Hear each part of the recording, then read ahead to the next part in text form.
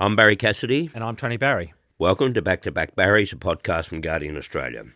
Well, historic budget Tuesday night. Labor finally went where many of its supporters have wanted them to go for many years, taking away some of the benefits from negative gearing and paring back the capital gains tax discount and acting on trusts, partly designed to get more young people into housing. Now, there are two or three huge questions, of course, though, that remain.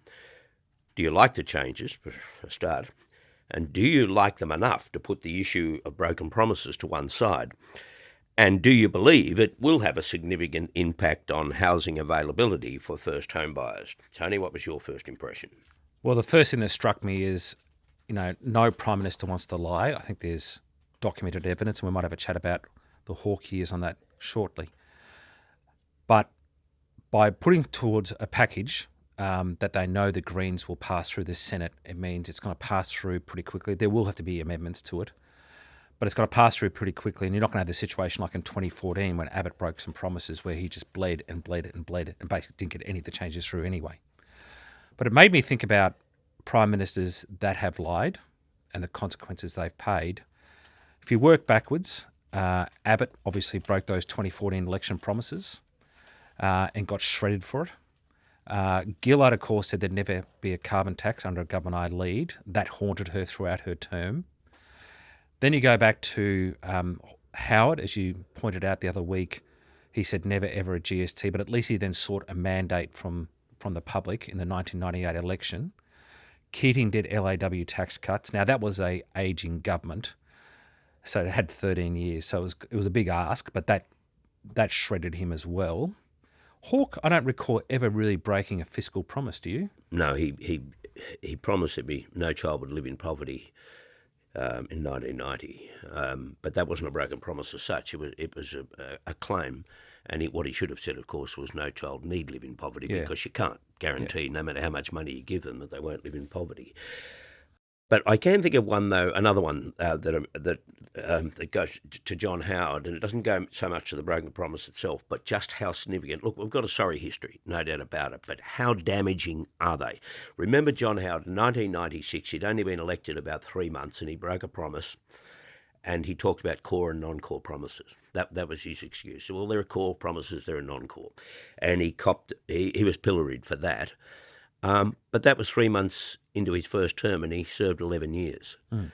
So I think you can exaggerate that. It's interesting that you went to the broken promises right away and not the substance of the budget, and I think that's not unreasonable. A lot of people did, and a lot of the media did.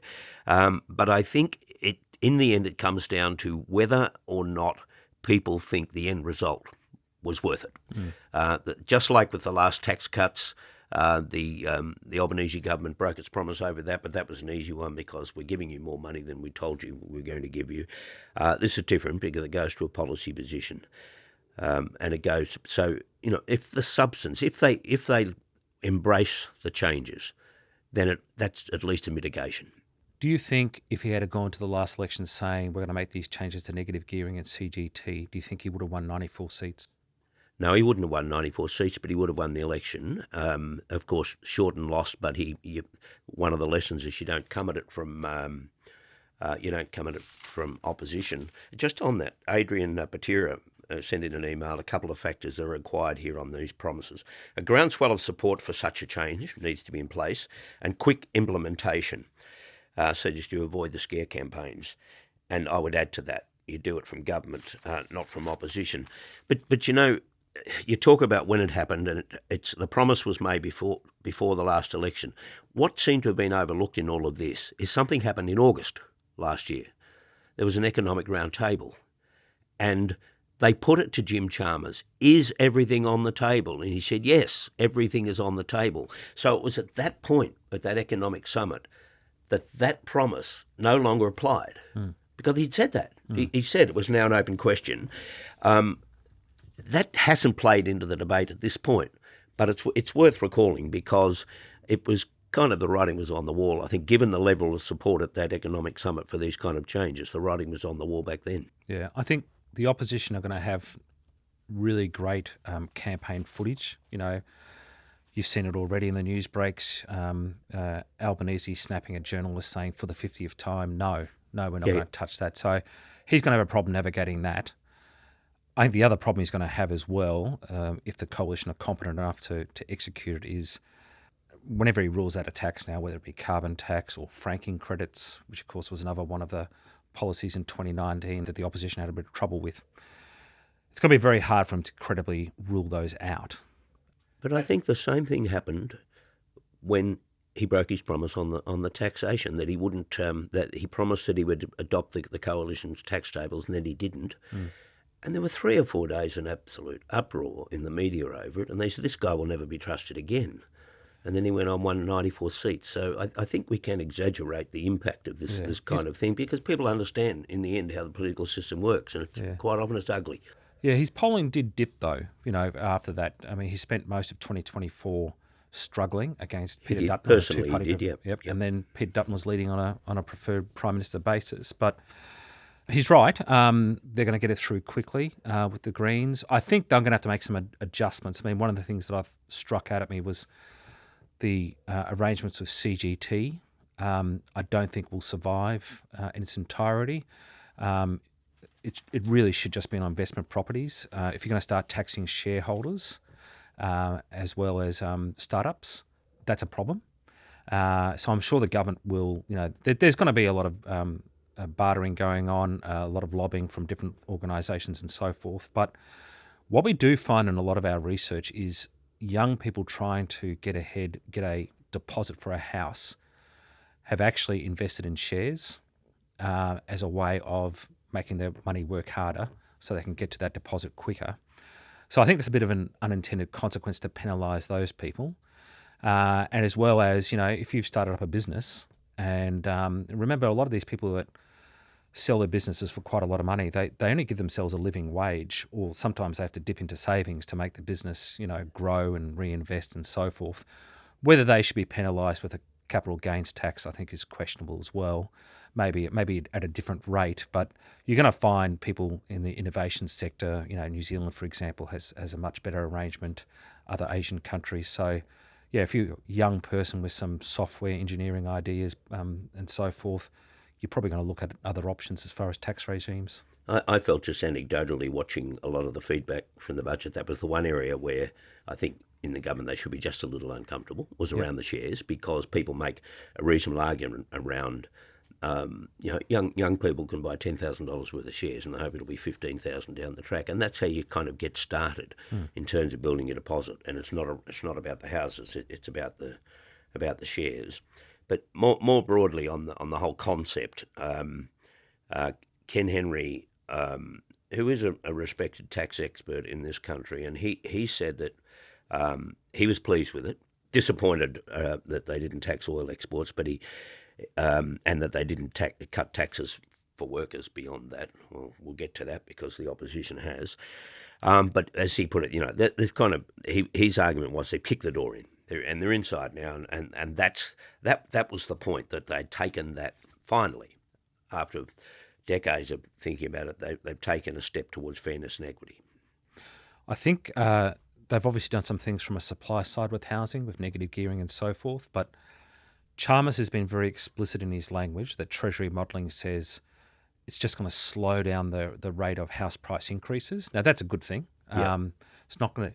He's certainly not saying it's going to decrease the house prices. And they won't say that, because then everybody who owns a house, and it's the number one investment, they don't want to hear that. Exactly. And it's unlikely it's going to anyway. But obviously, next best option is they're not increasing it 10% a year and making it even harder. The big problem with the budget, to Ken Henry's point, is there's nothing about the income tax relief. So I think there's almost universal agreement that we need to tax property differently and wealth differently. But for those young people, again, trying to get into the market, they need to have more of their own income so that they can afford to deposit. And the budget didn't tackle any of that. The other thing that leapt out at me about the budget was they're saying that inflation will be 2.5% next year, which I find very hard to believe. And that means a lot of the figures then are all flowing off that CPI calculation. They're also talking about GDP going up to 2.5% when a lot of the markets are flagging, not unreasonably, that there could be a recession. So there's some heroic assumptions in the budget as well. Well, Angus Taylor did go there with the taxation.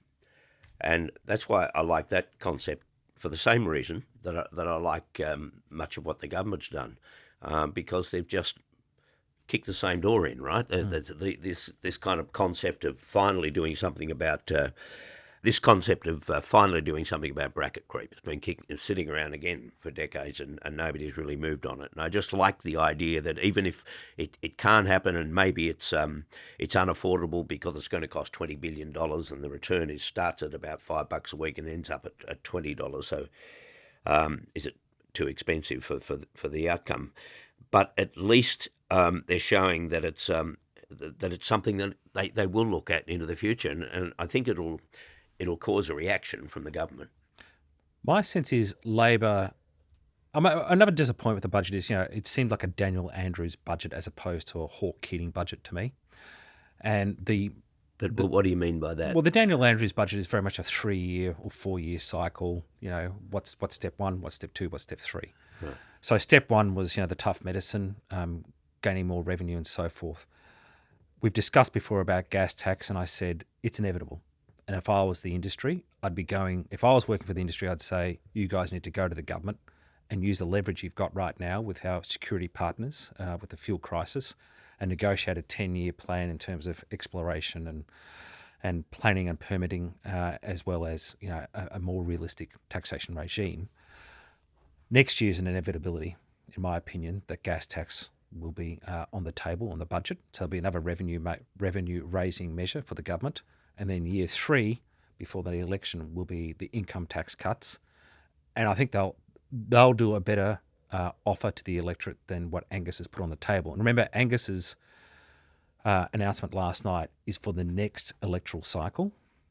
So he's locked that in. It's going to be very hard for him to then backtrack and say, we'll see their tax cuts and raise you another 5%.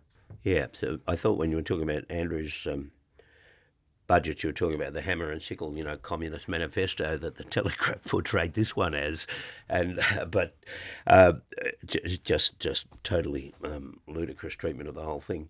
But beyond the tax cuts in the in Angus Taylor's response was the entitlements. The entitlements now for migrants in Australia, and they're taking those away, but it applies to permanent residents. These are people who have taken a commitment to spend the rest of their lives in Australia. They have been admitted as permanent residents. The one difference is they haven't committed to taking out citizenship. Now, Kosamaris pointed this out in a piece that he wrote about it, that the outlier in all of this is China and migrants from China. All of the other countries are open to hold dual citizenships. The Chinese cannot, and if they do, they potentially could lose property, investments, bank accounts, and the whole bit. So it's a huge issue to them.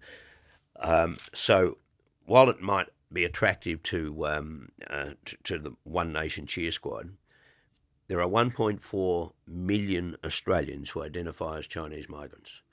That's a lot, and so putting apart the unfairness of it all, I would have thought the net result politically could be a real clanger for Angus Taylor on this one. Yeah, Sarah Ferguson asked him that question after the budget and reply.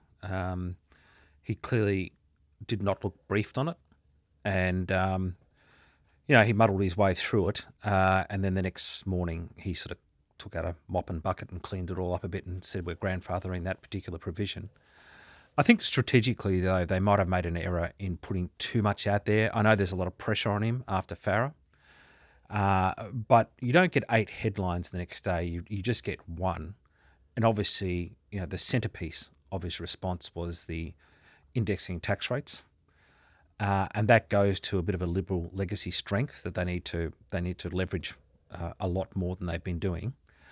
So I don't know why he just didn't keep it at that instead of going down this other path, which obviously was a pitch to the One Nation faithful after Farah. But I thought that's something they could have rolled out later on in the cycle, and obviously sort of done a bit more research on exactly how it impacts various countries. Yeah, it's something they might have to look at again, I think, because of the sheer number of people who could be affected by it. And even if it's grandfathered, there's still the prospect of more people coming. Yeah. And relatives and so on.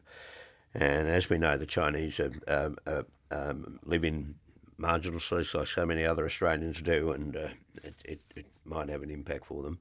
Look, we'll take a break. We haven't yet got to the wash-up of the Farrer by-election. Just before then, I do want to mention our recording next week. We go live from the Sydney Writers' Festival. It's on Thursday at Carriage Works in Sydney at 9 a.m. and it's a free event. All you need to do is turn up, grab a coffee, and join us in the very large foyer they have at Carriage Works. Should be a lot of fun. Back in a minute. All right, we're back in the Farrer by-election now, and when you overlay the result of that, it's difficult because it has to be specific to regional areas, really. But you do get a sense, though, of what is achievable for one nation, certainly in the regional and rural areas of Queensland and New South Wales. To me now, it's not impossible for one nation to pick up anywhere between 12 and 22, 23 seats, right? And most of those would be coalition seats, and probably a lot of them National Party in Queensland. You could finish up with a situation, unless the coalition, particularly the Liberal Party, are able to pick up seats in other places and recover a bit from the last result. You could end up with a situation where both One Nation and the coalition have numbers in the 20s. Yeah, I think one of the big highlights of the Farrer by-election to me, everybody's focusing on the 30% primary drop for the Liberal Party. Yeah, by the way, when I said in the 20s, the numbers I was talking about, seat numbers. Numbers, not the primary numbers, just to be clear. 30% drop there. But you go back 10 years ago, in 2016, in the Farrer general election, and the Liberal primary vote was 58%. So it's dropped 45 points since that election. That just shows, how much One Nation are cannibalising their vote overall, and most importantly, though, how much the Liberal Party primary vote has fragmented since 2016. And I think that result also has legitimised One Nation as a political force, because they've now got a seat that they've won in their own right, as opposed to Barnaby Joyce switching parties. And what we've seen in our polling is that creates a bit of a permission structure for One Nation curious voters who are thinking about voting One Nation, but are concerned that it's a wasted vote in their language because it's a protest vote. And we've seen in our research, because we've quantified it then, that around 10% of those One Nation curious voters have held back because of concerns that they're just wasting their vote. Now with this result, they will reconsider and say, well, actually, it's a vote for change. So what you might see now is, to get to your point, is that they are going to do very well in a lot of Queensland regional seats, including seats like Leichhardt in Cairns, which is a Labor seat. Hunter is going to be in diabolical trouble. That's a two-party contest last time between One Nation and Labor. So they'll pick up a few seats from Labor, but it will mostly be from the coalition pile. Barnaby has been very ambitious and sort of done the sort of Babe Ruth, we're coming after Western Sydney. I think there's a few seats that might, on a sunny day, turn One Nation. But obviously, if you've got, say, $10 million campaign funding for One Nation, you're going to go for the lowest hanging fruit before you start sort of being too ambitious in the western suburbs of Sydney. There are preconditions in Western Sydney with economic insecurity and cultural conservatism and a few other issues like that. But I can see them putting a lot of resources into those regional seats and ending up with a significant number. Now, I want to get back to that Western Sydney thing, but when you were talking about the fact that One Nation voters now have had a look at this, they don't want to waste their vote, and they're starting to think, well, it won't be wasted. That's just another version of the thoughts that I've had on this anyway.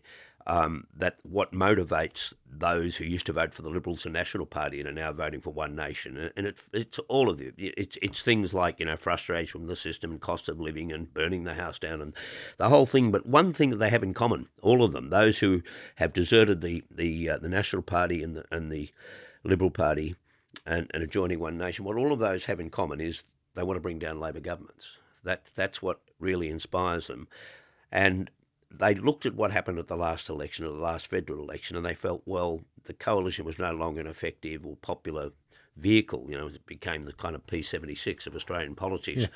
And so they want to try a new one. And what they will do, they'll certainly road test it now, I think, as a result of Farah. They'll road test it all the way through to the next election. No question. And that's what Farah has done. It's made the idea of voting for one nation more sustainable for a lot of their people. When you mentioned, though, the Western Sydney, that does become interesting. But I looked at Griffith, and I think it was 3 out of the 4 booths in Griffith went to One Nation, but not at the same rate as in some other places, and one of the booths didn't. But the difference with those western suburbs, whether in most of the cities, is that there are leaders of these ethnic groups who are influential, they're visible, and they get involved. And that wouldn't have happened at the by-election, but you can bet your life when all of the attention comes on with all the extra heat of a federal election, that those communities will be whipped up. And One Nation can't expect to walk in there and get the same result. Yeah, there was a few lessons for Labor as well in Farah. They didn't have a candidate in the field, of course, but with no candidate in the field, you'd think intuitively that their vote would have gone to the Independent, who was funded by Climate 200, so had Labor tendencies, as well as the Greens.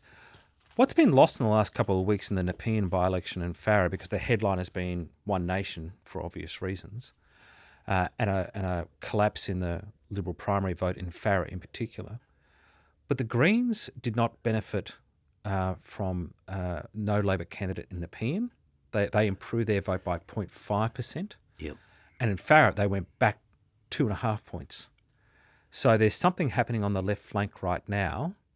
Greens voters have always been very tactical in the way they think and vote. So we've seen before in previous elections, and this includes some Teal voters as well, where the outcome they want might be Anthony Albanese as Prime Minister, but they feel, let's take, for example, the issue of climate change, that Labor are only a little bit better than the coalition on climate change, and they need to be dragged kicking and screaming. So it's a modern version of Don Chip. I'm going to vote Teals or Greens, but the outcome I want is Anthony Albanese as Prime Minister, but I want to put pressure on him on my issue. What I think is happening now is that these Greens voters, and this happened, I think, at the last election with the possibility of Dutton winning, they've sort of gone back home to Labor. They voted tactically again because what we saw was 3 Green seats lost, and Labor have briefed out that there was a Dutton factor there. They were spooked about Dutton possibly winning, and they wanted to make sure that Albanese won. I think it's happening again, more so, with the rise of One Nation. They don't want to see the populist right, and so they're going back home. So you might see Labor lose some votes to One Nation, that economically anxious, precarious cohort, but then picking up some from the Green poll as well. Yeah, and you mentioned that, why isn't some of the dissatisfaction with Labor being picked up by the Greens? And when I did that forum in Farah, a lot of people said to me afterwards that the candidate that they were most impressed with was the Greens candidate. He turned up with a support dog called Havoc, a Labrador. He really did, I think, articulate his position very convincingly, and he got a poor result. So even with Labor not in the hunt. So there is something that they need to look at there. Pauline Hanson, too, obviously needs to broaden her appeal beyond just had a gutful of everything that's going on. She seems to be hinting that she might have something to say on gas. Yeah, at the election night party they had for the winning candidate, David Farley, she gave a speech where she said that they were going to unveil an energy policy centred around taking more money from gas exports while also securing equity for taxpayers. That sounds like the Norway sovereign fund to me. And I know from previous polling, adjacent to this issue, that's going to be very popular, I think, because we still get it in focus groups, voters left and right angry about the privatisation of electricity. And they'll say things like, Daniel Andrews at the last Victorian state election talked about $23 billion of profits have gone to multinationals since privatisation of electricity. That just got spat back at us at focus groups, and people sort of saying that's $23 billion that could have gone into health, education, roads, and so forth. Now, the truth of it is it's gone to shareholders and superannuation funds. That's part of our superannuation scheme and pensions.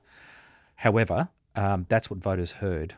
I think that sort of policy, when they talk about a 3 trillion sovereign wealth fund like Norway, I think it could go down very well with voters. Well, when you talk about both the left and the right, if you put the question to people at focus groups about taxing larger taxes on these international oil companies as gas leaves Australia, how popular is it from 1 to 10?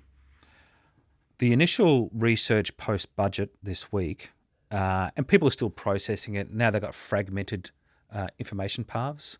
The days of sort of listening to the radio, reading the newspaper, watching the TV are sort of long gone. They get their information from things like Reddit and peer-to-peer messaging and so forth, content shared on Instagram from mainstream media. They're still sort of processing the information. They are aware that there's new taxes. I've got to say they haven't been overwhelmed with the budget. They don't like the idea of, it might be millennials being in the focus group. They don't like the idea of Gen X and boomers being taxed more. They're a bit uncomfortable with that. But it is amazing how many have, on an unprompted basis, said, why aren't they taxing gas? Yeah. Why are they taxing my dad or my grandparents? Why aren't they taxing gas? Now, it's not as simple as that, but that's the perception. I think Albanese is going to have a lot of trouble not going there at the next budget strategically. Yeah, absolutely.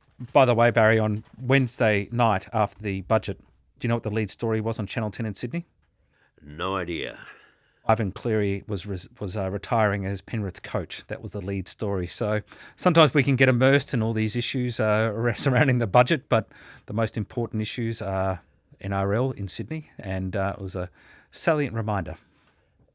I've got a little anecdote on that one too, going all the way back to when Bob Hawke cried at a news conference when he was talking about his family and the drugs and things, and people were kind of a bit confused by why did that happen, and he decided, I think, that maybe Hazel would go on A Current Affair and explain it all, and the next day he was shocked to observe, and it was a Monday night, so Tuesday, he was shocked to observe that Hazel had knocked the Brownlow off page 1.